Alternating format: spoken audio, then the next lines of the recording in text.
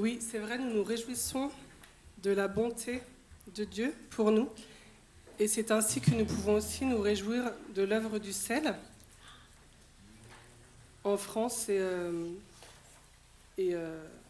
parmi tous les autres pays qui sont sur cette terre, parce que l'influence du sel est vraiment internationale. Et l'œuvre du sel, c'est la manifestation de la bonté de Dieu pour les plus pauvres. Donc pour ceux qui ne connaissent pas le sel, donc le sel a été créé il y a plus de 40 ans maintenant par l'Alliance évangélique française. Et donc c'est une association protestante de solidarité internationale qui cherche à améliorer les conditions de vie dans les pays en situation de pauvreté.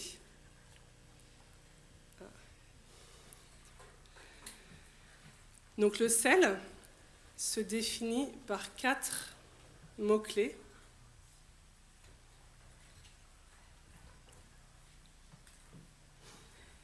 Ça ne marche pas. C'est pas grave, je voulais dire quand même. Donc, chrétien, pauvreté, partenaire et responsable. Chrétien, pourquoi ? Parce que le sel, bien sûr, c'est une association chrétienne qui fonde ses activités sur l'enseignement biblique. Donc, il associe la parole aux actes pour transmettre l'amour de Dieu. Donc ça, c'est l'engagement chrétien.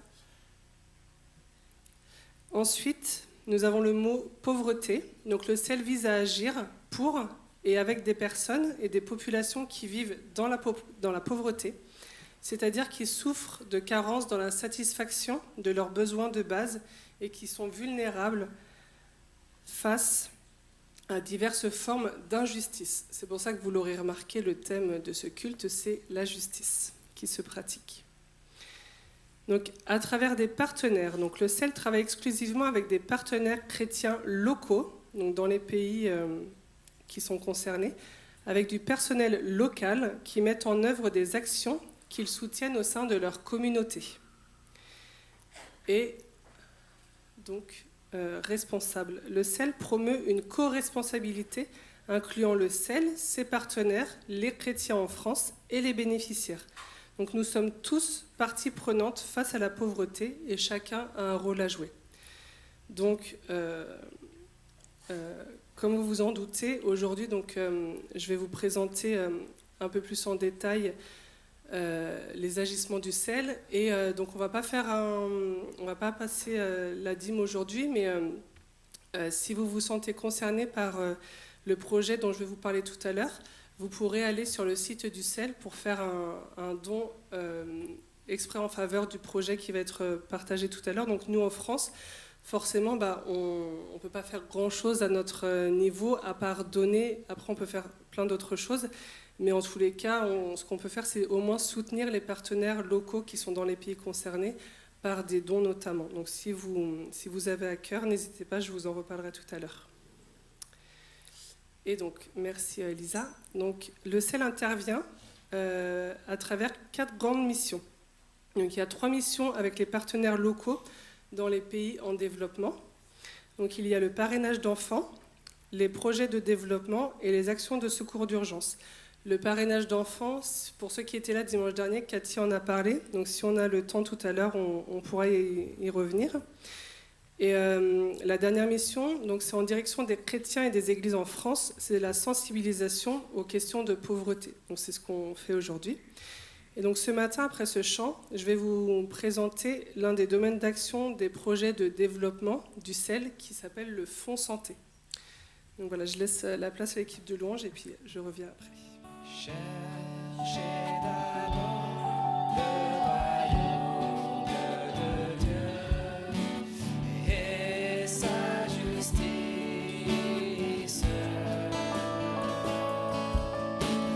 et toutes choses nous seront données en plus. Alléluia, alléluia. On reprend chercher d'abord. Cherchez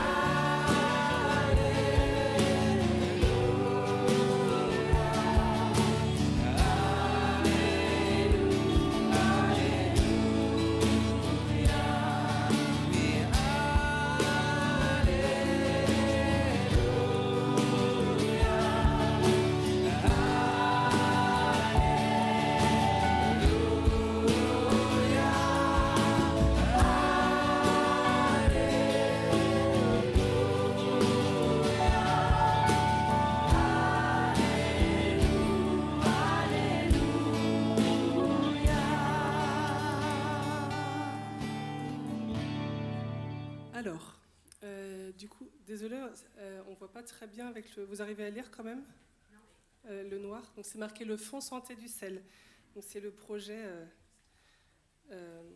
dont je vous ai parlé tout à l'heure et je vais vous le détailler un petit peu plus maintenant. Aujourd'hui, le temps il est un petit peu court et du coup il y a une prédication qui est liée à ce thème de justice que vous allez recevoir demain par mail. Yannick vous l'enverra. Et donc c'est une exhortation à pratiquer la justice de Dieu. Et on est vraiment encouragé à nous engager concrètement dans le programme que le CEL nous donne par rapport à la pratique de la justice qui est guidée, formée par le Saint-Esprit, puisque c'est une réalité biblique. Donc que ce soit ici dans notre communauté à Saint-Malo, en Bretagne, en France, à titre personnel, on est tous investis de différentes manières, ou que ce soit au sein de nos actions d'entraide dans notre vie de tous les jours à travers des associations diverses, que ce soit là-bas dans les pays avec les partenaires locaux. Engageons-nous centrés sur le Christ en aimant notre prochain et en agissant selon ce que Dieu nous demande. Il y a plusieurs manières de pratiquer la justice et voilà, n'hésitez pas à prier pour ça, à prier pour que Dieu vous montre comment vous pouvez être interpellé par rapport à ça. Et du coup, on va regarder une vidéo sur le Fonds Santé et après je reviens.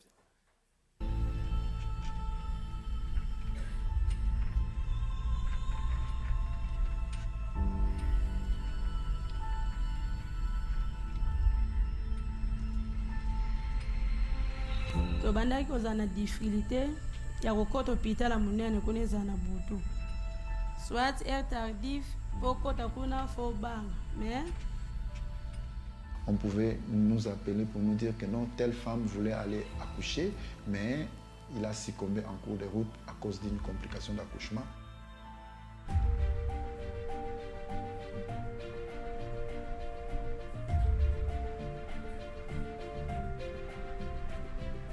Le problème majeur rencontré par la population en RDC, c'est d'abord la distance entre les villages et les centres de santé. Les gens se démenaient beaucoup, telle que la distance qui nous faisait ici jusqu'en Tampa. Il y a de certaines personnes, vous prenez l'enfant tel que l'enfant qui est malade. Pour arriver en Tampa, en défaut, il n'arrive pas, il est mort. Le contexte rural n'est pas facile, c'est un contexte où la population est très pauvre. Et si quelqu'un peut vous visiter, il n'a rien. Vous avez le droit de soigner pour sauver sa vie. Ils n'ont pas vraiment accès aux médecins, accès aux médicaments, ni accès aux centres de santé, ni aux soins appropriés pour soigner leurs pathologies ou leurs maladies. Beaucoup de nos villages n'avaient pas de maternité qui répondait quand même aux normes où les personnels n'étaient pas qualifiés. Il n'y a pas d'équipement adéquat, il n'y a pas de sage-femme pour pouvoir s'occuper de ces femmes-là qui viennent accoucher pour donner la vie et par conséquent, la femme qui donne la vie perd la vie. La vie de la communauté était vraiment difficile. Les gens souffraient beaucoup et les gens n'avaient pu voir quoi faire. Croyons qu'un monde meilleur est possible, tout le monde serait en bonne santé, où tout le monde prendrait soin de lui-même. Un monde meilleur où toutes les conditions seront réunies pour que tout le monde puisse avoir accès à des infrastructures sanitaires de qualité et aussi à des soins appropriés. Notre rôle, c'est quoi? Nous sommes là pour défendre la communauté, pour veiller au bien-être de la population. Alors les CEPROMOR s'est fixé comme objectif d'améliorer l'accès à la santé, à l'eau, à l'hygiène et à l'assainissement dans des villages et aussi d'améliorer l'état nutritionnel des enfants. Nous avons construit des centres de santé qui soient vraiment proches des villages. Aujourd'hui, ils peuvent au moins avoir proche d'eux au moins un personnel qualifié et puis un endroit quand même idéal qui répond aux normes pour pouvoir mettre au monde pour accoucher sans pourtant avoir d'autres complications. Nous avons au moins plus de 6 centres de santé mère et enfant. Aujourd'hui, ces centres de santé aident quand même nos populations à pouvoir avoir un accès vraiment facile, géographique, par rapport à ça. Au niveau des maternités, il y a nos mamans qui mettent au monde là-bas et ils sont là dans de bonnes conditions. Il y a des salles viables qui sont là, donc nos mamans sont vraiment à l'aise. Toutes les conditions sont réunies vraiment pour qu'il y ait un bon avancement de notre communauté. Lorsque quelqu'un vient dans un centre de santé, si tout est là, il y a même des matériels, ça va. Mais depuis qu'on est ici, on est en forme et puis on est qualifié. Nous travaillons en grande majorité avec les femmes qui sont là aussi pour sensibiliser d'autres villageois et principalement d'autres femmes aussi à des bonnes pratiques d'hygiène.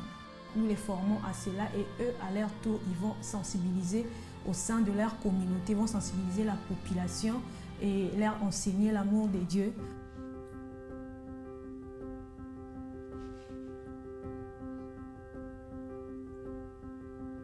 Avec ces programmes, aujourd'hui, nous avons des résultats palpables sur terrain. Mais pour le moment, ma communauté est comme les bisous dans le centre.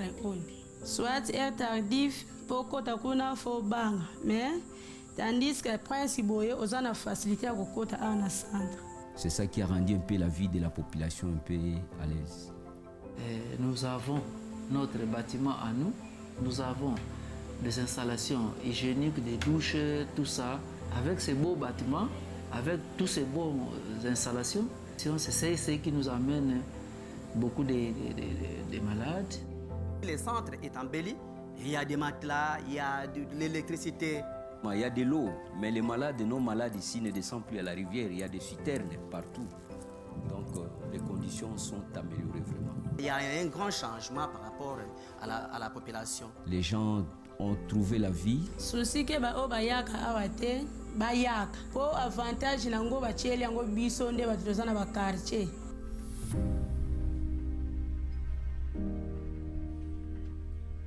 Les besoins sont vraiment énormes, mais des fois, le travail que nous réalisons sur terrain, c'est comme une tache d'huile. À chaque fois que nous voyons cette tache d'huile, nous pouvons nous réjouir et dire merci Seigneur, parce que nous avons eu quand même à faire quelque chose pour sauver des vies. Le message chrétien qui nous rappelle qu'en tant qu'enfants de Dieu, nous sommes appelés à prendre soin de nous-mêmes et aussi à prendre soin des autres. Nous devons aussi témoigner Christ comme une personne qui peut guérir le malade, qui vient au secours de ceux qui sont en souffrance. Je crois que c'est un appel que je lance à tout le monde aujourd'hui, de pouvoir s'engager à ces combats que nous sommes en train de mener tous les jours.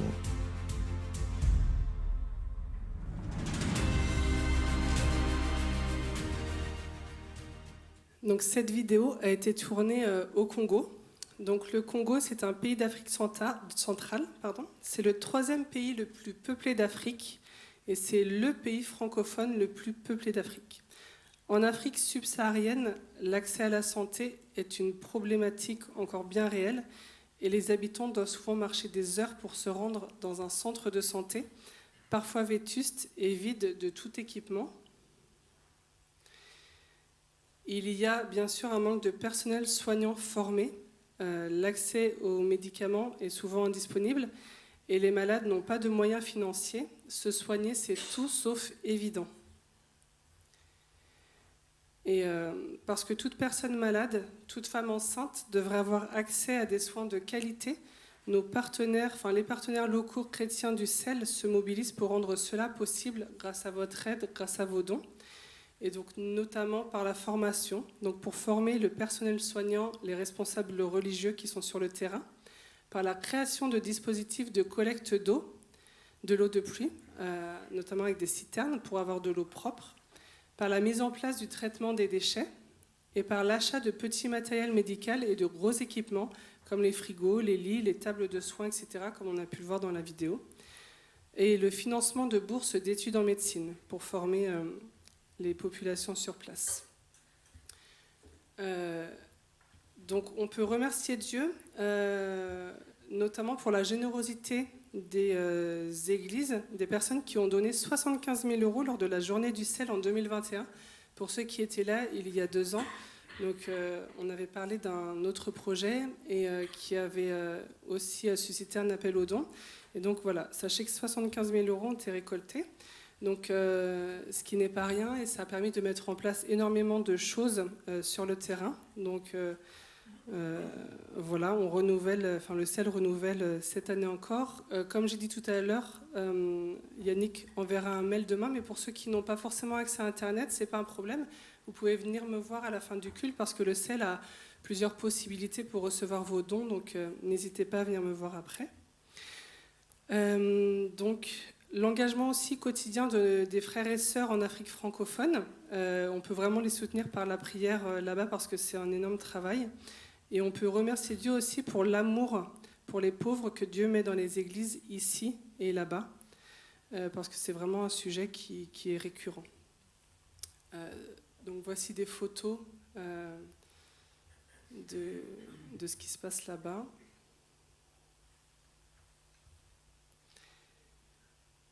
Et ah oui, donc je ne l'ai pas dit. Je ne sais pas si ça a été dit dans la vidéo, mais là où ça a été tourné, c'est à Sonabata. Ça a été dit, ça. Donc ce que je vous propose, c'est d'intercéder auprès de Dieu pour qu'un grand nombre de projets santé puissent être réalisés cette année, que les partenaires persévèrent et soient renouvelés dans leur force, que les communautés s'approprient ces projets pour garantir leur pérennité, pour que ça puisse durer dans le temps. Donc voilà, si vous avez à cœur que cette situation, ce projet vous touche, n'hésitez pas à intercéder pour cela, que ça soit dès maintenant, pendant que je vous parle, pendant que le culte du ciel continue, et dans la semaine, si vous voulez vous engager, même au long cours, à prier pour ça, parce que c'est un sujet dont on parle aujourd'hui, mais ça dure toute l'année, et c'est réel au quotidien. Donc du coup, en 2023, on est appelé à soutenir le Fonds Santé et aider le CEL à financer des projets d'accès aux soins en Afrique subsaharienne. Et donc, grâce à vos dons, le CEL pourra financer notamment l'équipement de structures de santé, la formation du personnel soignant, la sensibilisation des communautés à cette cause.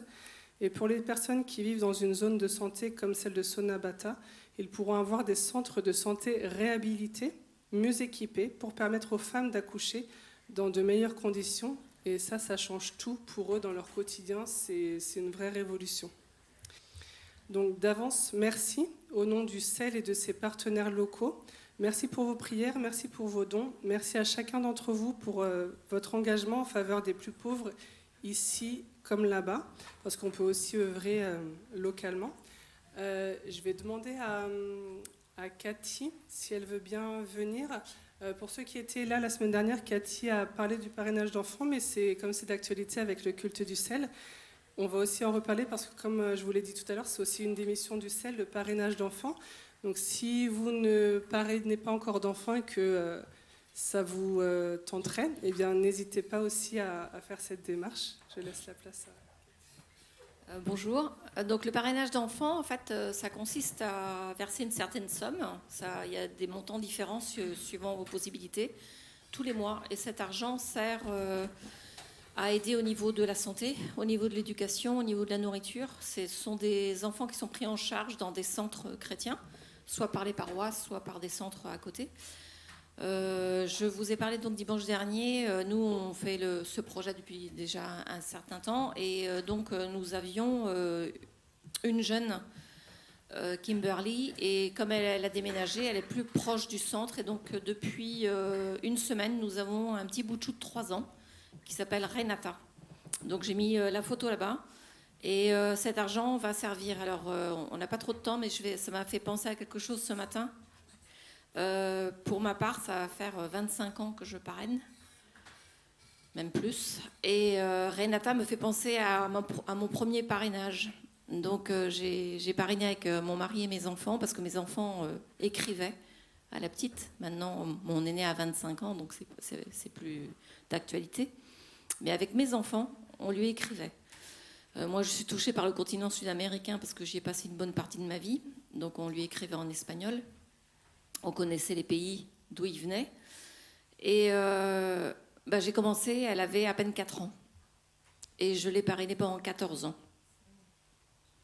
Donc, c'est au début un petit dessin qu'elle nous envoie.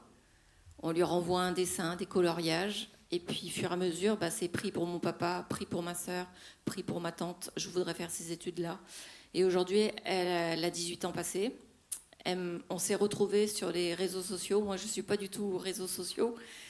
Mais un jour, sur mon compte Facebook que j'ouvre jamais, elle m'a juste envoyé une ligne en disant « Vous vous souvenez, je suis NJ, est-ce que ça vous pose un problème de reprendre contact avec moi ?»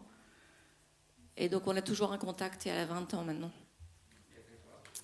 Voilà. Et elle a fait des études d'informatique et elle me raconte sa vie et elle s'est convertie. Et voilà, je vous encourage. Alors, c'est vrai que peut-être financièrement, vous ne pouvez pas, mais faites-le au travers de la prière. Voilà. Et donc, la photo de Renata est là-bas. Voilà.